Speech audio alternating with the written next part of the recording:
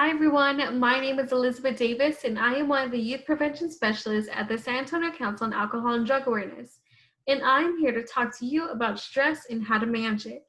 But before I jump into the presentation, two things actually, you will need for later in our presentation is a piece of paper and something to write with. So just be sure that you have those two things handy because you will be needing them later. So let me talk to you a little bit about what Takata is. So our mission at Takata is to empower our community to live healthy lives by providing prevention, intervention, and recovery support services for children and adults. And the way we do that is through the different programs. I'm a part of youth prevention, but we also have recovery support services, education and training, prevention resource center, and our community coalition. And none of this would be possible if it wasn't for all the donations we're able to get in order to continue to offer these services. Now, let's jump into our presentation. So, what is stress? Well, stress is the body's reaction to any change that requires an adjustment or response. And our body can react in different ways. It can react physically, mentally, or emotionally. And you can experience stress from your environment, your body, and even your thoughts. And when it comes to stress, there's actually two different types of stress. There is negative stress, which can cause anxiety and make us feel unpleasant. And a lot of times when we talk about stress, it's usually described as something negative. But stress only becomes negative when a person faces continuous challenges without relief or relaxation. Because stress isn't always bad. There's also positive stress, and positive stress can motivate us and make us feel excited. And some examples of these would be, for negative stress, too much schoolwork, or maybe when we transition to virtual learning, you had a hard time adjusting to working from home. It was weird not being in a classroom, not having your friends around you, or even having your teacher there.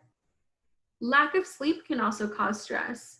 It's summer, and maybe your parents are letting you sleep a little later, but then the next morning you're waking up super tired and you don't want to do anything. And some more serious examples would be parents getting divorced. I remember when my parents got a divorce back when I was in second grade, and that was a very tough situation to be in, especially at such a young age. I wasn't sure exactly how to handle it, and it was just very difficult to go through. Another example would be losing a loved one. This could be a family member, a friend, even a pet. And some positive examples of stress would be going on vacation.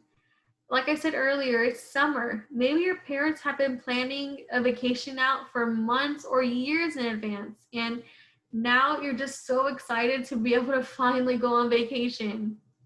Or maybe you have a birthday coming up and you're planning a party.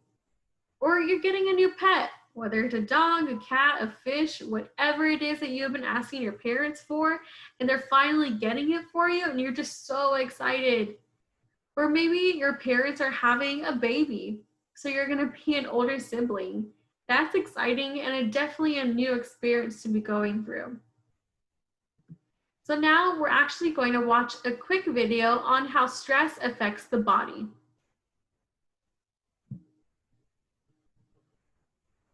Stress is usually seen as something we need to avoid. This is not true. We need stress, and we need our body's stress hormone cortisol to rise and fall throughout the day. Stress helps us wake up in the morning, helps us focus, learn, and remember new things.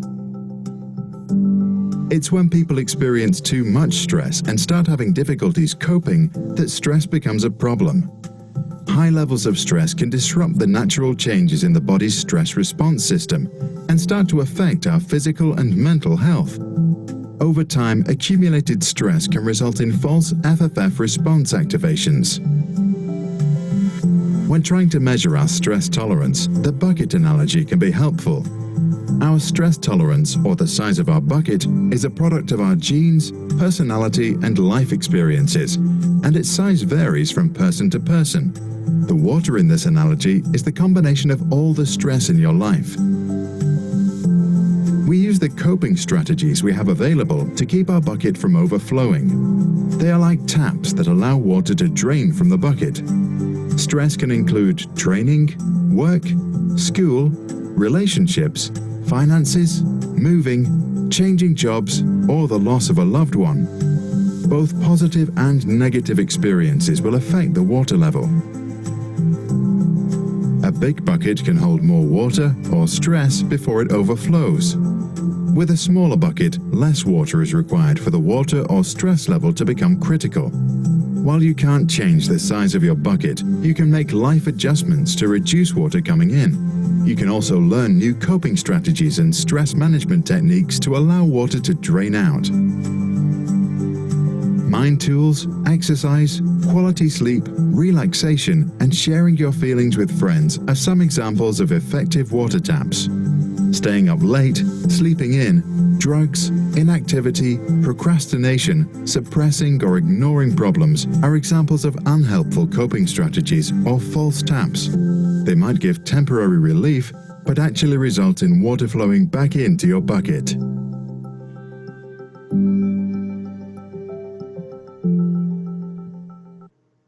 Alright, so I really enjoyed that video because it talked about a lot of good points.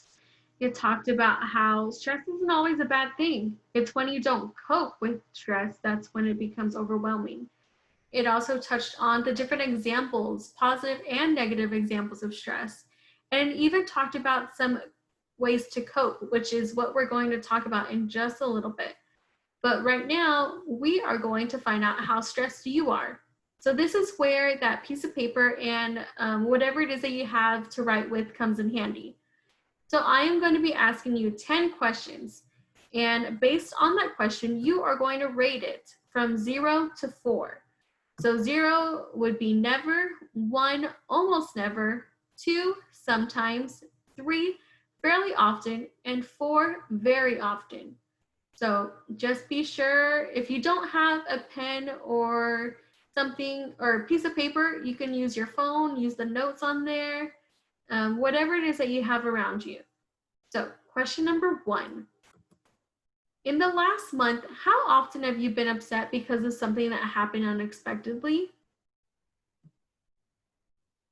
In the last month, how often have you been upset because of something that happened unexpectedly? You didn't know it was going to happen, it just did. Rate it from 0, which is never, to 4, very often. Number 2, in the last month, how often have you felt that you were unable to control the important things in your life? How often have you felt that you were unable to control important things in your life?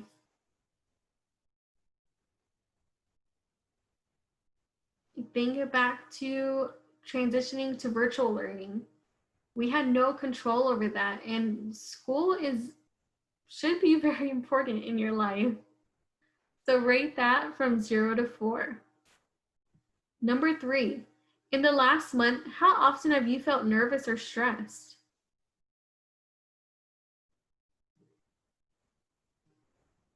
Number 4, in the last month, how often have you felt confident about your ability to handle your personal problems? So this would be, say you're going through something and you don't feel like you need anyone else to help you. You can handle it on your own. Number 5, in the last month, how often have you felt that things were going your way? Things just felt like they were going right for you. Rate that from 0 to 4.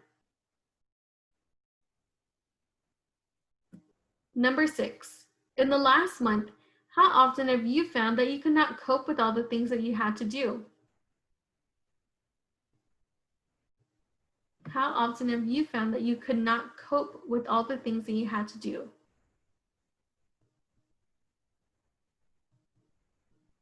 Number 7, in the last month, how often have you been able to control irritations in your life? And irritations are things that can get you annoyed or angry. So rate that from 0 to 4. Number 8. In the last month, how often have you felt that you were on top of things?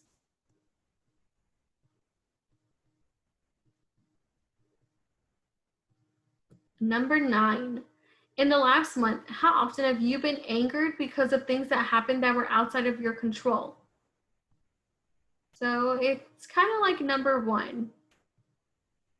How often have you been angered because of things that happened that were outside of your control?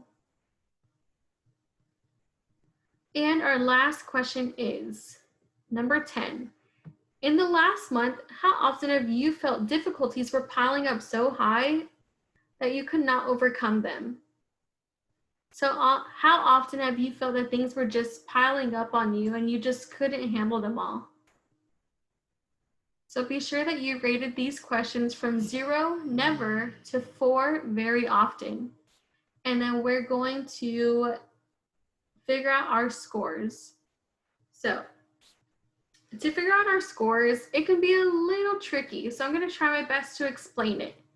So the first step is that for questions 4, 5, 7, and 8, so those 4 questions, we're going to reverse the scores. So say for number 4, you rated that at 1, almost never. That 1 is going to turn into a 3. And then you're going to do the same for questions 4, 5, 7, and 8. So reversing the scores would be a 0 becomes a 4, 1 becomes a 3, 2 will stay at 2, 3 turns into 1, and 4 turns into a 0. So once you reverse those scores for those 4 questions, questions 4, 5, 7, and 8, you are then going to add up your scores. And then I will tell you where your score ranks on how stressed you are. So I'll give you a few more seconds to add those up.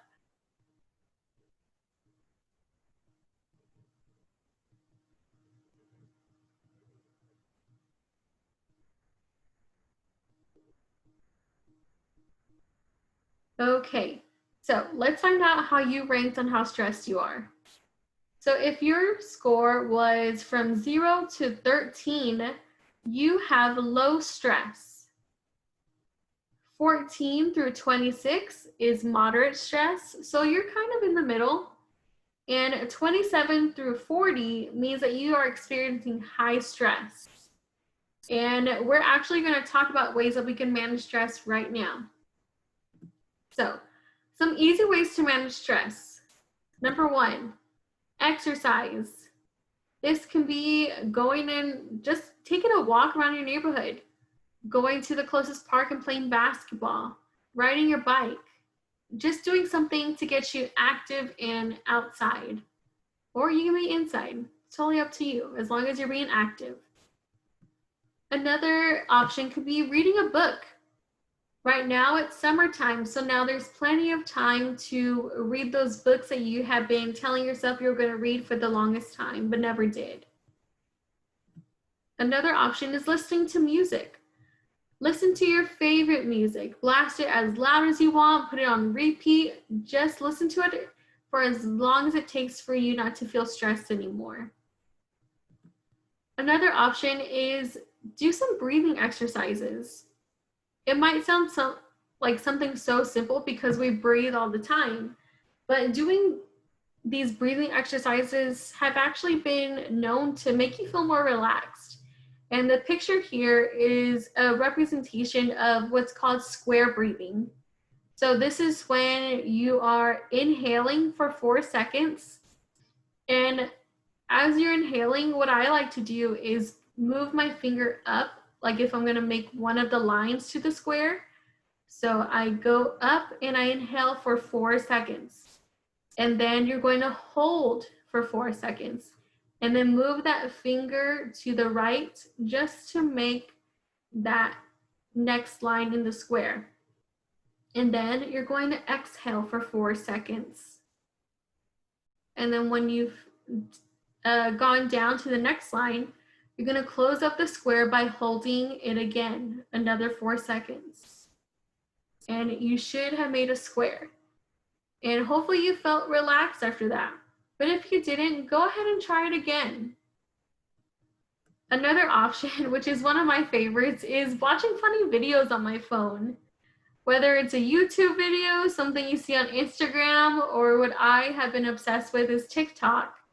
Whenever I am feeling sad or stressed, I just watch funny videos. It's usually of dogs doing silly things, and it makes me feel a lot better, and it puts me in a way better mood than I was before. And another example would be just taking a nap. Maybe you just need a break from everything that's going on. Go lay down in your room, get all nice and cozy in your blankets, turn the lights on, and just take a nap for a few minutes, and it'll help.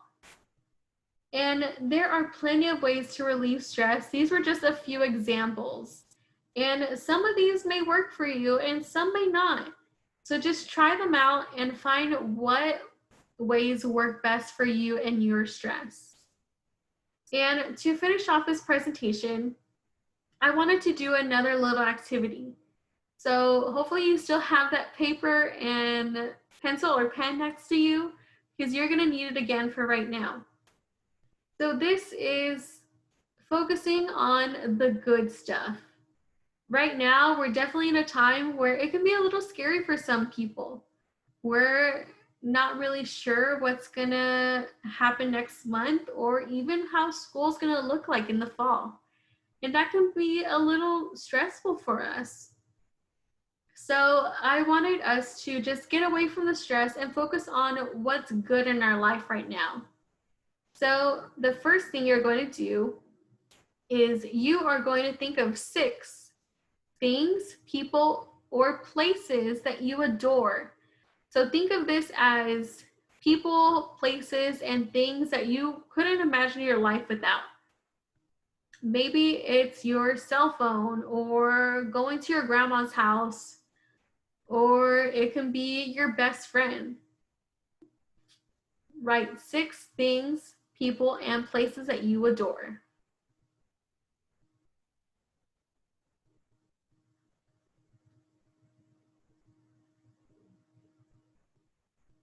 Our next line is, what's one thing that you've worked hard to achieve? Was it getting good grades last semester? Or having perfect attendance? Or maybe you're able to make it onto that sports team that you've been trying really hard to do. Or maybe you perfected a recipe that you've been trying out.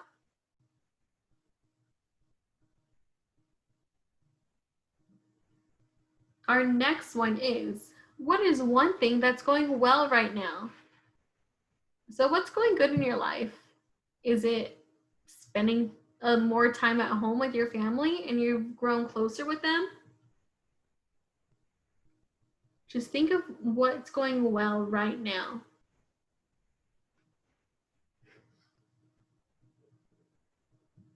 Our next thing is, what are 2 subjects that you're passionate about? This could be, think of it as, what's a subject that you can talk for hours about? Is it your favorite video game? Is it your favorite book, movie? Whatever it is, write those down.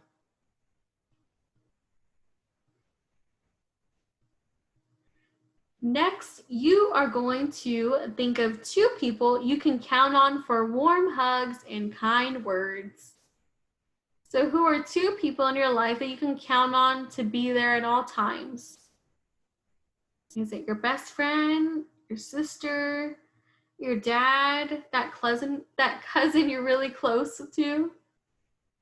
Think of 2 people. And lastly, you're going to think of 3 things that you're looking forward to. This could be, maybe your parents are ordering pizza for dinner tonight, or you're looking forward to finally eating that ice cream that's been in your freezer. Just think of something you're looking forward to.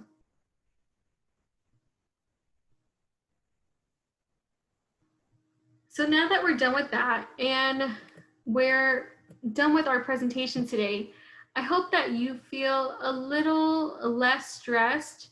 And if you aren't feeling less stressed, hopefully you're able to take something like how to manage stress and use that and apply it to your life. That way you can relieve yourself of that stress. And I really encourage you to keep that piece of paper with you that has all the good stuff that we wrote down. Just use that as a reminder when you're feeling really anxious on some days or just really sad or it feels like no one's there for you. Look back at that paper and just see the things that you have worked hard to achieve, the things that you're looking forward to. Keep it handy, and I know for sure that that's going to help you feel a little better next time that you're stressed. And I hope that you're able to take something from this. And thank you for letting me talk to you today. Have a great summer. Bye.